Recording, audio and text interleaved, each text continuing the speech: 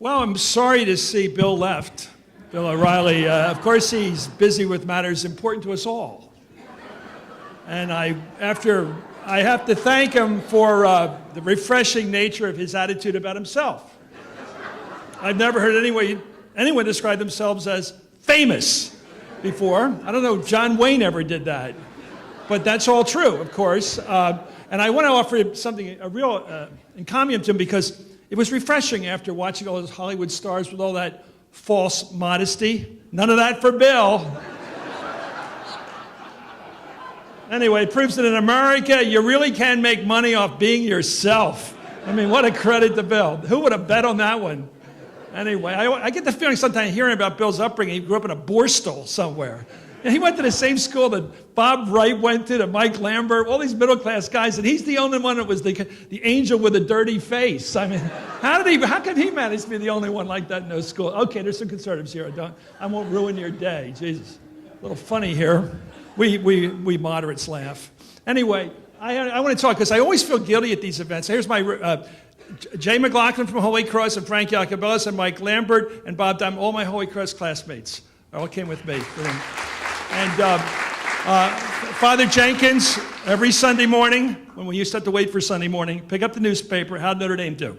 That's all I cared about from the time I was watching the Notre Dame Syracuse games way back and listening to them on radio in the old days. The Thanksgiving games. I'm a huge Notre Dame fan. Congratulations. And your women's basketball team. Wow. Number 2. They're going for it. It's great.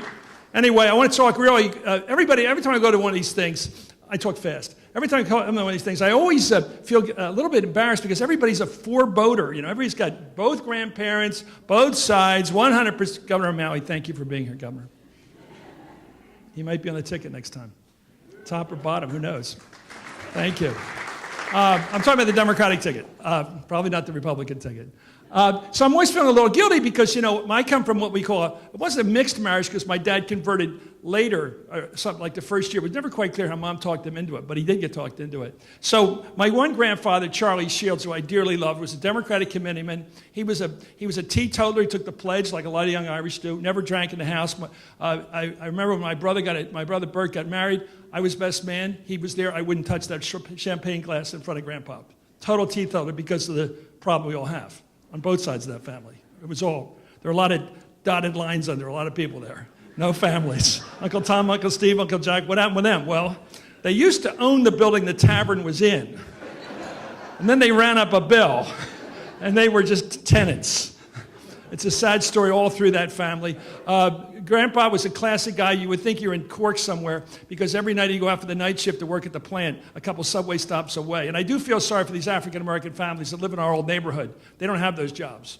Those jobs used to be their real jobs. And he would get on the subway, cap, pea coat, lunch bucket. It was just a real thing.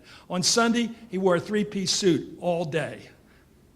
Don't you guys ever read this stuff? This is Joyce. This is it. This is the Irish, dressing up, status, and he managed to maintain it. A great man of great dignity. He was the Democratic committeeman, very proud of that, but mostly proud of the fact he could always get a job from the Democrats if things got bad. And my grandma was a classic. Her worst cursed phrase was, Jesus, Mary, and Joseph. Jesus, Mary, and Joseph. And a total unbelievable person. My mom's 2 sisters, Aunt Agnes and Eleanor, both joined the Sisters of St. Joseph. And Agnes was head of the English department at Chestdale College. She was so intellectual. And Aunt Eleanor is still alive. She's at the home at Villa St. Joseph near Philadelphia.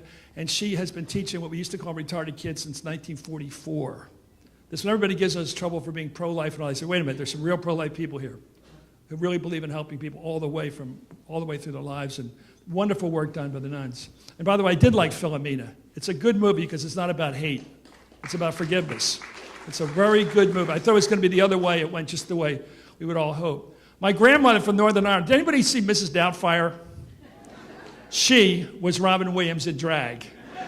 She was so Irish. My northern, she talked with that incredible northern. She's from Antrim. The other family is from Donegal. So we had this orange presence in the family. And one time, my mom used to always give us the BS story, which was the only reason Grandma was not Catholic is because when she moved to Chestnut Hill, there weren't any Catholic churches around. Imagine how long that lasted. So we're at Grandma's one house for a week with my parents on vacation. We tried that on Grandma. This is the real Mrs. Doubtfire. Grandma, Mom says the only reason you're Presbyterian is because because there wasn't any Catholic churches in Chestnut Hill when you moved here. She paused, and then she said, I'm a Presbyterian. I've always been a Presbyterian. That was our family. It was great. It was the Trinity. My grandpa was from England. He was the most left-wing guy in the family. I have always been proud of the mix. I'm proud of the fact because I think peace is the key to Northern Ireland and to Ireland, and I root for it like hell. I was over there with the Good Friday Accords. I was there with Mike Barnicle, one of the best city columnists ever. He still is brilliant when he talks to regular politics. And of course, the late, great Mary McGrory and the brilliant Maureen Dowd. And I'm sitting among the four of them when people would come by and say, what's happening? What are you guys? And I said, I'm a columnist, but don't confuse me with these guys. These are the best in the country. Anyway, we cared so much about the treaty. We went to see Paisley talk, which I got he was like Frank Rizzo from Philadelphia. I got his number. And I saw John Hume out there canvassing. I'm so proud of the SDLP and what they were able to do in the beginning, because Jerry Adams becoming a part he played in it, and McGuinness and the rest of them. I am so proud of what's happening, and it's going to take a long time still, but someday we're going to have peace and maybe someday unity in Ireland, and that's why I care. Thank you so much.